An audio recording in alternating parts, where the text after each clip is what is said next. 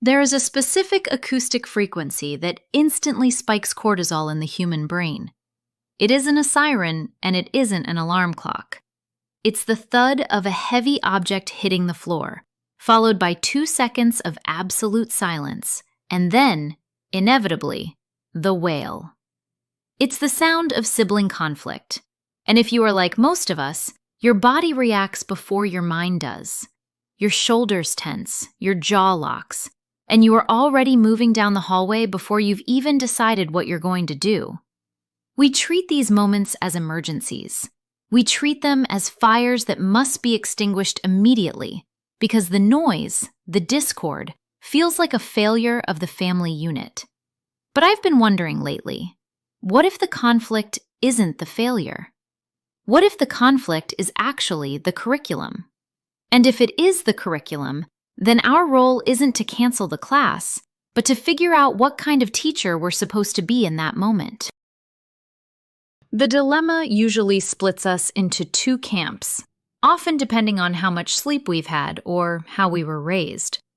On one side, we have the instinct to be the high court judge, to rush in, gather evidence, assign blame, and sentence the offender. On the other side, usually born of exhaustion, is the desire to be the ghost, to disappear, to say, figure it out yourselves, and hope that they don't draw blood. Both feel like valid survival strategies in the heat of the moment. But when we look closer at the long-term data on sibling relationships and conflict resolution, both of these extremes carry hidden costs that we rarely talk about until the children are much older. Before we begin dissecting these roles, I want to briefly invite you to join us over at the ParentingExplored community. We aren't looking for perfect parents there. We're looking for thoughtful ones. If you enjoy this kind of slow-motion analysis of the fast-paced reality of raising humans, come find us. It's a space where we trade judgment for curiosity. Now, let's turn our attention to the first and perhaps most common role we find ourselves playing, the interventionist. Let's start with the interventionist, or, as I often call it, the family court judge model. The philosophy here is rooted in a deep desire for justice and safety. We see a larger child take a toy from a smaller child, and our moral alarm bells ring. We intervene because we believe that if we don't, we are permitting injustice. We are teaching the aggressor that might makes right, and we are teaching the victim that they are helpless. So, the philosophy is noble. It posits that the parent is the external conscience of the family, the keeper of the peace, and the arbiter of fairness. We believe that by modeling fairness, by forcing the toy back into the hands of the original owner, we are teaching them how to be fair. It assumes that children learn justice by experiencing imposed justice. It's a top-down approach to morality, where the parent holds all the legislative and executive power. But let's look at the reality of this. What does this actually look like in a living room on a Tuesday evening? It looks like you, the parent, never sitting down. It looks like you being summoned constantly to adjudicate disputes over who touched whose elbow or who looked at whom the wrong way. The reality of the judge model is that it doesn't actually stop the crime. It just increases the reliance on the police force. You find yourself spending 20 minutes conducting a forensic analysis of a squabble over a blue marker. You interview witness A, you interview witness B, you weigh the evidence, and you issue a verdict. And what happens 5 minutes later? They are back in court. The reality is that while you are exhausted, the children are not actually learning to solve the problem. They are learning to build a case. They are learning that the goal of conflict isn't resolution. The goal is to win the appeal with the parent. Here is the trade-off, and it's a significant one. When we prioritize immediate peace and impose justice, the cost is skill acquisition. It's a classic efficiency trade-off. It is much faster for me to walk into the room, snatch the toy, return it to the toddler, and put the preschooler in a timeout. Peace is restored in 30 seconds. But the hidden cost is that I have robbed the children of the friction required to learn negotiation. If I am always the external prefrontal cortex, if I am always the one regulating the emotions and solving the logic puzzle, their own regulatory muscles atrophy. We are trading the messiness of learning for the orderliness of control. Furthermore, we often accidentally reinforce the victim role in the aggrieved child, who learns that a well-timed scream summons a powerful ally to crush their opposition. We create a triangle of dependency where the siblings cannot relate to one another directly. They must route their relationship through us. Does this mean we resign from the bench entirely? No, there is a specific best fit for the judge model. This approach shines when safety is at risk. If a child is swinging a metal truck at a baby's head, we do not pause for a Socratic dialogue about feelings. We intervene. The judge is necessary when there is a significant power imbalance that cannot be navigated by the children, for example, a 10-year-old versus a 2-year-old. It is also the correct tool when we are establishing a non-negotiable family boundary, like, we do not hit. In those moments, the swift, firm, authoritative voice is exactly what is needed to re-establish safety. The error isn't in being the judge. The error is in thinking the judge is the only role we can play. Before we swing the pendulum to the other side, I want to introduce a concept psychologists call the Triangulation Trap. It's fascinating. When two people are in anxiety or conflict, it is highly unstable. To stabilize the situation, they instinctively pull in a third person. That's you. The siblings aren't just fighting. They are unconsciously inviting you to triangulate. The moment you step in and side with one child, even if they were clearly right, you solidify the conflict. You have now created a winner and a loser based on your authority, rather than a resolution based on their relationship. The tension doesn't dissipate. It just goes underground, waiting for the next opportunity to pull you back in. Keep this in mind as we look at the next philosophy, which tries to avoid this trap by simply refusing to enter the room. This brings us to the non-interventionist, or the naturalist approach. This is the philosophy of let them work it out. It's the spirit of the 1970s backyard. The core belief here is that children are resilient and that interference disrupts the natural social hierarchy. Proponents of this view believe that conflict is a natural biological sorting process. By staying out of it, we allow children to find their own equilibrium. We believe that if we step back, they will eventually find a way to coexist because the alternative, perpetual war, is too exhausting for them. It values autonomy and toughness. It assumes that the parent's presence is actually the catalyst for the drama, so removing the audience should, in theory, cancel the show. It prioritizes the sibling bond forming organically, without the artificial sweetener of parental mediation. But when we zoom in on the reality of the naturalist home, the picture can be quite stark. In a living room on a Tuesday, letting them work it out often looks like the stronger, louder, or more verbal child systematically dominating the quiet or younger one. The reality isn't always a peaceful treaty. Often, it's a silent surrender. The fighting might stop, but not because they resolved the conflict. It stops because one child realized they cannot win and has given up. You might be cooking dinner, enjoying the quiet, thinking, they're playing nicely. But in the other room, a dynamic is calcifying, where one sibling learns that aggression gets results, and the other learns that their voice doesn't matter. The silence we hear isn't always harmony. Sometimes it's just the sound of a suppressed grievance. The trade-off here is distinct. By prioritizing autonomy and parental sanity, we risk sacrificing emotional safety. The cost of letting them work it out is often that they work it out using the primitive tools they have available: physical force, manipulation, and coercion. Children do not naturally possess the skills of a diplomatic envoy. They possess the impulses of a caveman. If we don't scaffold the resolution, we aren't teaching them how to resolve conflict. We are leaving them to survive it.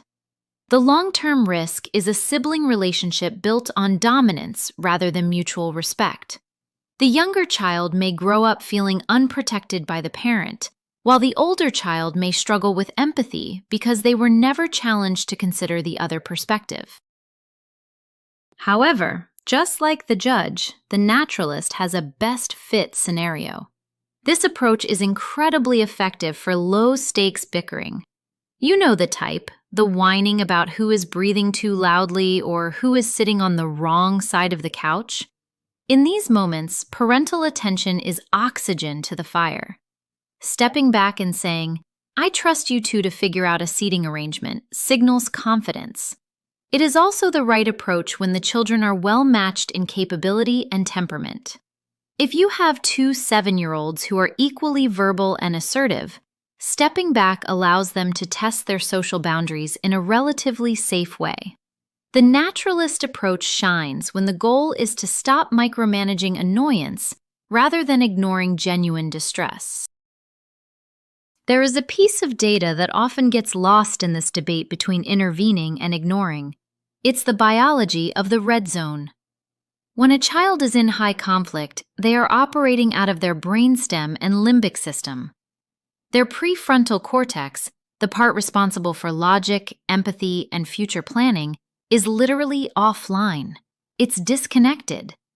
This is why asking a screaming child, "Why did you hit your brother?" is a futile exercise. You are asking a question to a part of the brain that isn't currently receiving power. This biological reality challenges both the judge and the naturalist. The judge tries to reason with a brainstem. The naturalist expects a brainstem to conduct a diplomatic negotiation. Neither works well because the hardware isn't ready. This leads us to the third perspective, one that tries to bring the brain back online before solving the crime. This third framework is the emotion coach, or the mediator. This is the darling of modern gentle parenting. The philosophy here is that conflict is a skill gap, not a behavior problem. The mediator believes that children want to get along, but literally lack the tools to do so. Our role, then, is not to decide who is right, the judge, or to walk away, the naturalist, but to act as a neutral translator. The core belief is that if we validate the feelings on both sides, "You really wanted that truck," and "You didn't like it when he grabbed it," we can de-escalate the limbic system. Once the calm returns, we guide them toward a solution they create themselves. It prioritizes the process over the outcome. It values the development of emotional intelligence and assumes that if we invest heavily in this coaching now, we are downloading the software they will need for the rest of their lives. But we have to be honest about the reality of this approach. It is excruciatingly slow. In a living room on a Tuesday, being the mediator requires a level of patience that most of us simply do not possess at 6 p.m. It looks like sitting on the floor for 45 minutes while two children cry about a broken cracker, repeating phrases like, "I hear you, you're frustrated," while the pasta water boils over on the stove. The reality is that it is mentally and emotionally draining for the parent. It turns every minor squabble into a therapy session, and sometimes the children don't want to be coached. They don't want to be validated. They just want the truck. You might find yourself narrating feelings to two children who are looking at you with confusion, or worse, irritation, because you are talking so much when they just wanted a quick fix.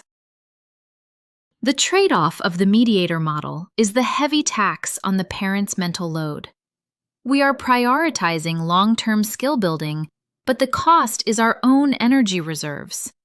There is also a risk of over-intellectualizing simple dominant struggles. Not every shove is a cry for validation. Sometimes it's just a shove. By treating every conflict as a deep emotional event, we might inadvertently teach children that they need a moderator to function. We risk raising children who can articulate their feelings beautifully.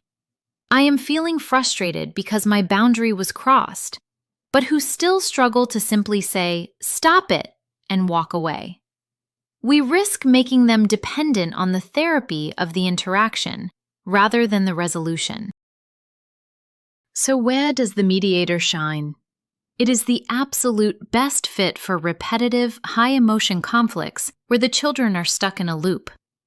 If they fight about the same thing every day, say, who gets to push the elevator button, this is the time to sit down, validate, and problem solve together. It is effective when the children are calm enough to hear you, but stuck enough to need help. It is the best investment when you have time and bandwidth, and when the goal is teaching empathy. It's for the long game. It's for when you are willing to sacrifice the next 20 minutes of your evening to build a scaffold for the next 20 years of their relationship. There is a fourth way. It's a method that sits comfortably in the center of this triangle, borrowing the neutrality of the naturalist, the presence of the mediator, and the authority of the judge, but without the baggage of any of them. It's often called sportscasting. It sounds strange. Why would I narrate my children's fight like a football game? But when we look at the mechanics of why it works, it's actually quite brilliant. It removes the judgment. It removes the pressure to fix. It simply holds up a mirror. Let's explore what this looks like, because for many parents, this is the missing key. The philosophy of the sportscaster is radical neutrality. The idea is to describe the facts of the situation without adding any evaluation, solution, or moral lesson. You walk in and say, "I see two boys who both want the red truck. You are pulling and he is pulling. You look angry. He looks sad." That's it. The philosophy here is that by stating the obvious facts, you acknowledge the situation, making them feel seen, without taking sides, avoiding the triangulation trap. It assumes that once children hear the situation described objectively, the intensity of the emotion drops just enough for them to see the problem clearly. It posits that awareness is the precursor to resolution. You are providing the data, but you are leaving the processing to them. The reality of sportscasting, however, feels incredibly awkward at first. You feel like a robot. You feel like Captain Obvious, standing there saying, "You are screaming," while a child screams in your face feels counterintuitive. We are wired to fix, not to describe. In the living room, the reality is that sportscasting often results in a pause. The children stop and look at you, confused by your lack of anger or instruction. That pause is the gold, but it requires you to be comfortable with the discomfort of unresolved tension. You describe the fight, and then you wait. You don't say, "So share." You just wait. That silence can feel heavy. The reality is that it doesn't always lead to a hug. Sometimes it just leads to the children dispersing because the drama isn't being fed by your reaction. The trade-off is the lack of immediate closure. As adults, we love a wrapped-up ending. We want the apology, the handshake, the restored order. Sportscasting rarely gives you that clean ending. It often ends messy. The trade-off is that you have to let go of the teaching moment. You aren't lecturing them on kindness. You aren't forcing an apology. You are trusting that the observation is enough. For a parent who values clear moral instruction, this can feel like an abdication of duty. It can feel like you aren't doing enough parenting. You have to trust that the lesson is in the experience of being heard, not in the lecture that follows. So when do we use this? The sportscaster is the best fit for toddlers and preschoolers who are pre-verbal or early verbal. It gives them the words for their actions. It is also brilliant for those heated moments where you, the parent, are too triggered to be a good mediator. If you are angry, trying to coach often comes out sarcastic.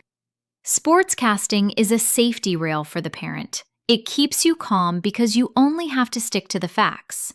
It's the best tool for the fog of war, when you walk in and have no idea who started it. By simply describing what you see now, you avoid the trap of investigating a past you didn't witness. So we have the judge, the ghost naturalist, the mediator, and the sportscaster. The mistake we make is thinking we have to pick one identity and stick to it. We think, I am a gentle parent, so I must always mediate. Or, I am a traditional parent, so I must always judge. But the most effective parents are fluid. They move between these roles based on the context of the moment. Imagine a framework where you assess the temperature of the room. If the temperature is boiling, physical danger, you become the judge. You stop the harm. If the temperature is warm, annoyance, bickering, you become the naturalist.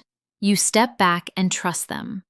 If the temperature is rising and they are stuck, repetitive conflict, you become the sportscaster. You mirror the facts to break the loop. And if the temperature has cooled down after a fight, that is when you become the mediator. That is when you teach the skills. We don't have to be everything at once. We just have to be what the situation requires. I want to leave you with a question to reflect on this week. We all have a default setting, a role we slip into automatically when the screaming starts, usually based on how our own parents handled conflict. Which one is yours? Are you the judge, rushing to fix? The ghost, retreating to the kitchen? The mediator, exhausted by explaining? Or the sportscaster, narrating the play? There is no wrong answer, but there is power in knowing your default so you can choose your response. If you're willing to share, I'd love to hear which role resonates with your family dynamic right now. Let's discuss it in the comments or over in the community. Until next time, remember, the conflict isn't the failure, it's the curriculum.